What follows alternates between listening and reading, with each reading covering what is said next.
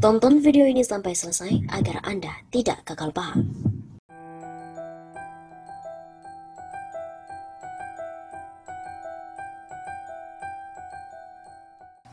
Jokowi dituntut dan disomasi lebih dari 100 lembaga atas kelangkaan oksigen.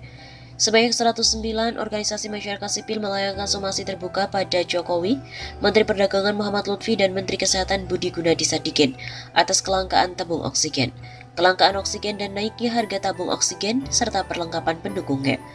Somasi ini dilayangkan lantaran kenaikan tidak terkendali harga tabung dan pengisian tabung oksigen yang sangat dibutuhkan dalam masa pandemi COVID-19 ini.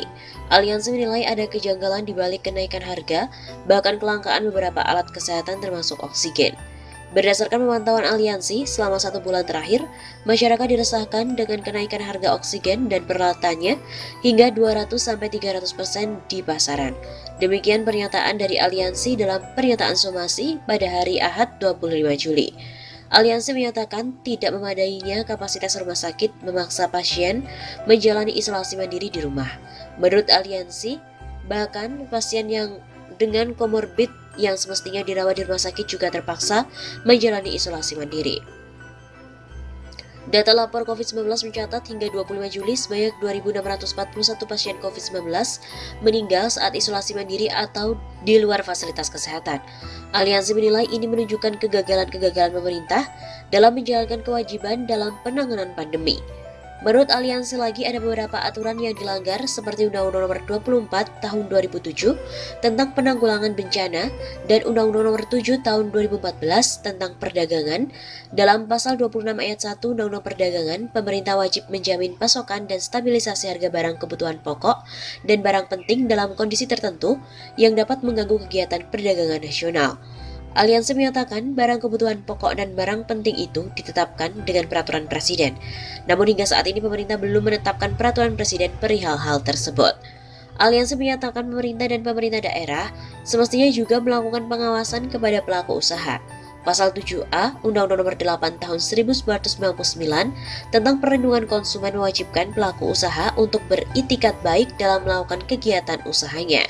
Meningkatkan harga 3 kali lipat apalagi dalam situasi pandemi yang mengancam nyawa manusia jelas bukan suatu itikat yang baik.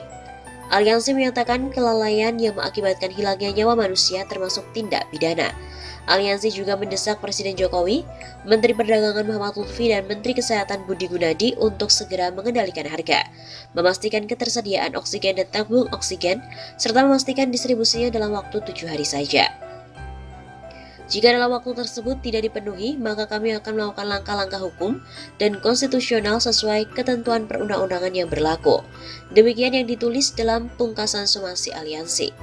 Organisasi kelompok sipil yang tergabung dalam somasi ini diantaranya adalah YLBHI, ICW, Bersihkan Indonesia, LBH dari sejumlah kota, Lapor COVID-19, AJI Indonesia, LBH Masyarakat, Koalisi Perempuan Indonesia, Kaukus Indonesia untuk Kebebasan Akademik, Lokataru Foundation, Aliansi BEM Seluruh Indonesia, dan lain-lainnya.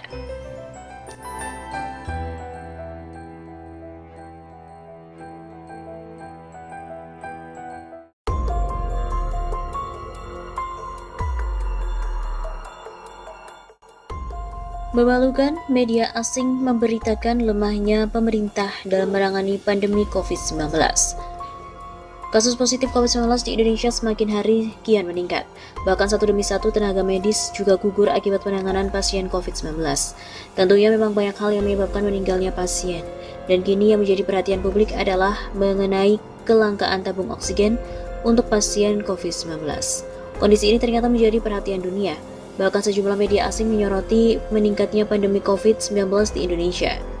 The Guardian misalnya, media ini menuliskan kondisi yang memprihatinkan, yakni banyaknya tempat yang seharusnya tidak digunakan untuk menampung pasien, seperti area parkir menjadi ruang gawat darurat.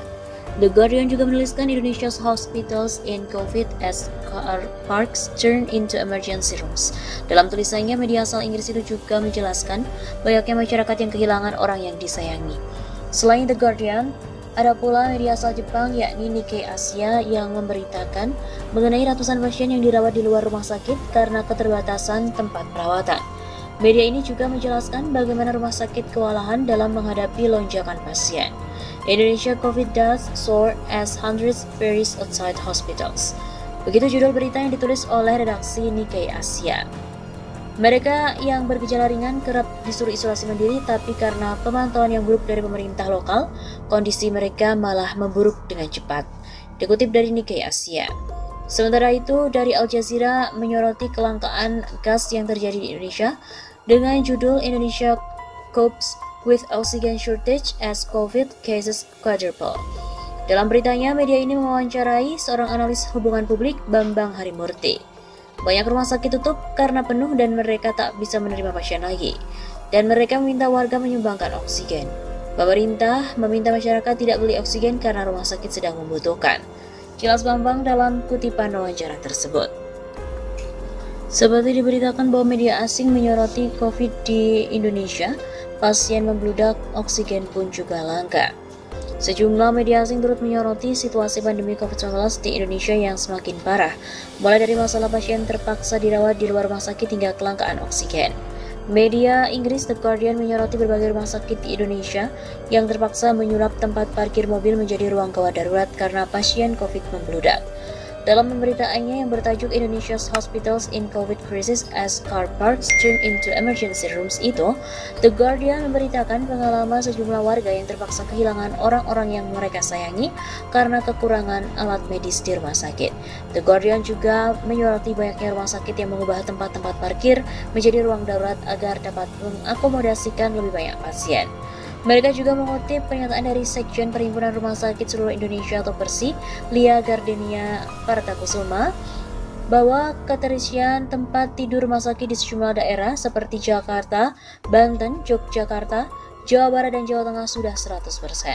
Senada dengan The Guardian, media Jepang, Nikkei Asia juga memberitakan mengenai ratusan pasien yang terpaksa dirawat di luar rumah sakit karena lonjakan kasus corona.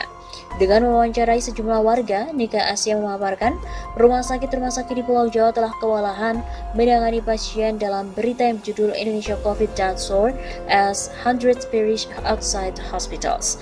Mereka yang bergejala ringan disuruh isolasi mandiri, tapi malah mereka kondisinya semakin memburuk. Sejumlah media lain juga menyoroti kelangkaan tabung oksigen. Dalam pemberitaan itu, CNN juga mengutip pernyataan dari Menteri Kesehatan, Dirjen Pencegahan dan Pengendalian Penyakit Kementerian Kesehatan, Siti Nadia Tarmizi, di mana menghimbau masyarakat untuk tidak menimbun tabung oksigen. Lebih jauh, Bloomberg juga mengabarkan bahwa Indonesia bersiap mengimpor oksigen cair dari negara-negara tetangga untuk memenuhi kebutuhan dalam negeri yang meningkat akibat lonjakan kasus tersebut.